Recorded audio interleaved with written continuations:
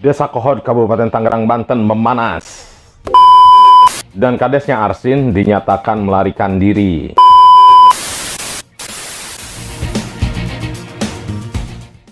Assalamualaikum warahmatullahi wabarakatuh. Kembali lagi bersama saya Wis ID di sini di Wis ID Channel. Bagaimana kabarnya teman-teman di sana? Semoga baik-baik saja ya. Kabarnya Sabtu 1 Januari 2025 di daerah Kabupaten Tangerang, tepatnya di Desa Kohod, ramai aksi saling dorong antara warga dengan para aparat ya. Dan terlihat banyak preman di sana yang diduga bayarannya aguan. Warga yang menolak direlokasi dan menuntut hak-haknya atas tanah dan rumahnya yang terkena dampak penggusuran. Kemarin Sabtu Januari 2025 berkumpul di daerah Desa Kohod di Kabupaten Tangerang, Banten ya. Dan beberapa hari yang lalu Menteri ATR BPN yaitu Nusron Wahid datang meninjau pagar laut dan sedikit memanas dengan Kades Kohod dengan debat ya. Kades Kohod Arsin bersikukuh bahwa pagar laut yang dipagar itu adalah dulunya daratan yang mengalami abrasi. Namun Menteri ATR BPN Nusron Wahid menyatakan bahwa di situ tidak ada daerah daratan yang abrasi ya. Jadi diduga kuat Arsin ini menyebarkan berita bohong ya, atau hoax. Karena ini semakin memanas dan isu ini semakin santer, kabarnya Kades Kohod Arsin tersebut sempat menyuap warga ya. Menurut kabar 14 juta per kepala keluarga ya. Tapi informasi ini masih mentah. Silahkan diralat atau komentar di bawah kalau informasi ini tidak benar ya. Ya seharusnya polemik pagar laut ini ya, atau daerah-daerah warga yang digusur, jangan hanya disoroti di daerah Kabupaten Tangerang, Banten saja ya. Karena kabarnya daerah Bekasi, Sidoarjo pun ada pemagaran lautnya. Dan tak bagaimana tindakan dari pemerintah ini ya dalam menyikapi hal tersebut. Dan menurut data, pagar laut sepanjang 30,16 km itu membentang di 16 desa di 6 kecamatan. Dan tentunya semua yang terkait atau terlibat mengenai pemagaran laut tersebut harusnya ditindak ya. Jadi jangan hanya disoroti di Desa Kohod, atau jangan hanya yang ditindak itu adalah Kades Arsin saja ya, harusnya semua. Dan ini berikut kondisi hari kemarin ya, Sabtu 1 Januari 2025 di Desa Kohod sempat memanas dan terlihat di sini aksi saling dorong antara aparat dan warga. Dan tentunya diduga ini ada preman-preman yang diduga kuat adalah bayaran ya, diduga preman bayaran. Nah, di sini kalau misalkan untuk melihat preman-preman itu mudah saja ya. Ia lebih agresif menentang warga.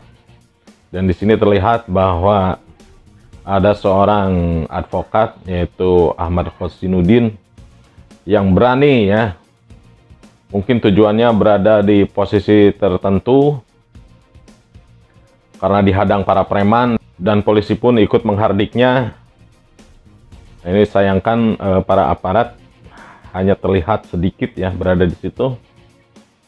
Dan seharusnya para aparat membuat kondusif kondisi di daerah tersebut ya.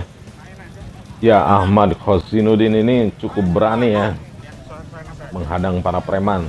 Ya memang seharusnya kalau dalam posisi benar, seharusnya jangan takut atas apapun ya. Pantang menyerah, maju terus.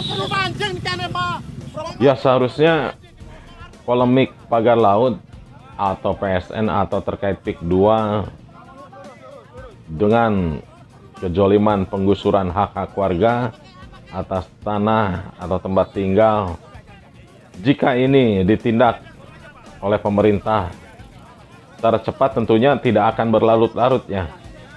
Dan kita tahu sendiri Kapolri terdiam terkait kasus ini, lalu KPK pun seolah-olah tidak ada sikap terhadap kades-kades yang terlibat ya, yang diduga disuap oleh proyek yang di PSN-kan ini ya, dan seolah-olah mereka menutup mata atas tindak pidana ini, dan tentunya ada unsur pelanggaran HAM ya di sini karena hak-hak warga digusur ya, dan bahkan tanahnya dibeli dengan murah ya, dipaksa dibeli ya dengan 50 atau 60.000 per meter ya, bayangkan saja ya.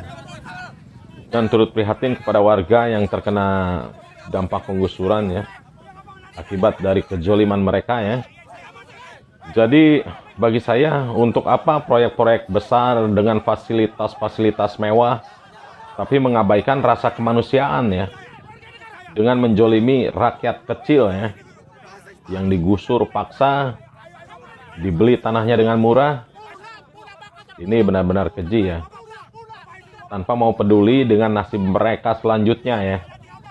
Ya seharusnya pemerintahan Prabowo lebih memperhatikan mereka ya, lebih fokus pada kasus ini terlebih dahulu ya. Ya sebetulnya sangat tidak lucu ya kalau nanti misalnya KPK memanggil kades-kades di Kabupaten Tangerang, namun kades-kadesnya sudah melarikan diri terlebih dahulu ya. Sangat tidak lucu.